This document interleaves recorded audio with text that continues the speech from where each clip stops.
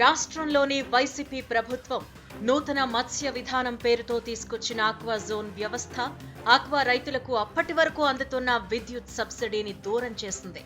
గతంలో ఎలాంటి భూములైనా కేటగిరీ 5 కింద విద్యుత్ సబ్సిడీ ఇస్తుండగా నూతన మత్స్య విధానంతో ఏడబ్ల్యూడి భూములు, పోరంబోకు భూములు, అనాధీన భూములు, అసైన్మెంట్ భూముల్లో తవ్విన రొయ్యల చెరువులకు విద్యుత్ సబ్సిడీ అందకుండా పోయింది.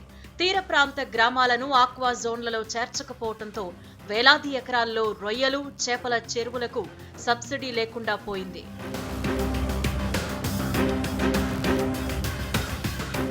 ఉదాహరణకు నాగాయలంక మండలం కమ్మనమూల రెవెన్యూ పరిధిలో దాదాపు 3,500 ఎకరాల్లో రొయ్యల సాగు జరుగుతూ ఉండగా నూతన మత్స్య విధానంలో ఈ రెవెన్యూ పరిధిని నాన్ ఆక్వా జోన్లో పెట్టడంతో విద్యుత్ బిల్లులు తడిసి మోపెడవుతున్నాయి.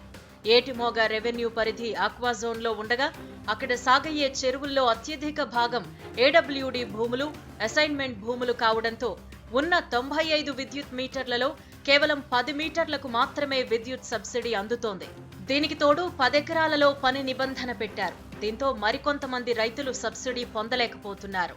కృష్ణా జిల్లాలో ప్రధాన ఆక్వా పాకెట్ అయిన దివి ప్రాంతంలోని నాగాయలంక, కోడూరు, అవనిగడ్డ మండలాల్లో మొత్తం 1635 కేటగిరీ 5 కింద విద్యుత్ మీటర్లు అందగా కేవలం 797 మీటర్లకు మాత్రమే విద్యుత్ సబ్సిడీ అందుతోంది. దీంతో చాలా మంది వనామీ సాగును వదిలివేస్తున్నారు.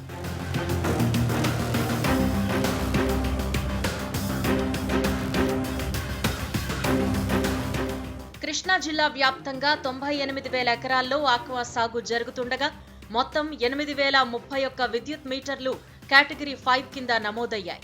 వీటిలో కేవలం 4,500 విద్యుత్ మీటర్లకు మాత్రమే సబ్సిడీ అందుతుండగా సబ్సిడీ అందే రైతులకు ట్రూ అప్ ఛార్జీలు మాత్రం తప్పడం లేదు. నాగాయలంక మండలానికి చెందిన ఓ రైతుకు 50,031 రూపాయలు రాగా అందులో సబ్సిడీ కింద 13,500 మాత్రమే వచ్చాయి. పైగా ట్రూ అప్ సర్దుబాటు, ఇతర ఛార్జీలు కలుపుకుని మొత్తం 13,200 కట్టవగా కేవలం 300 రూపాయలు మాత్రమే సబ్సిడీ అందిందని సదరు రైతు వాపోతున్నాడు. జిల్లా వ్యాప్తంగా ఇదే ప్రధాన సమస్య అని రైతులు అభిప్రాయపడుతున్నారు.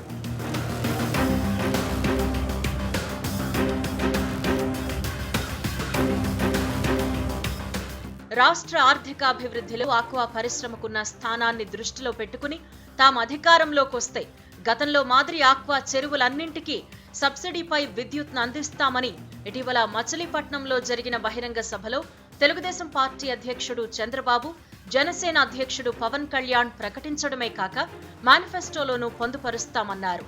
నెల్లూరు మొదలు శ్రీకాకుళం వరకు ఉన్న తీరం వెంబడి పెద్ద ఎత్తున సాగుతోన్న ఆక్వా పరిశ్రమకు గతంలో అందే సబ్సిడీని రాష్ట్ర ప్రభుత్వం ఎందుకు తగ్గించిందో అర్థం కావడం లేదని మత్స్య, విద్యుత్ శాఖ సిబ్బంది చెబుతున్నారు అంటే పరిస్థితి ఎలా ఉందో అర్థం చేసుకోవచ్చు.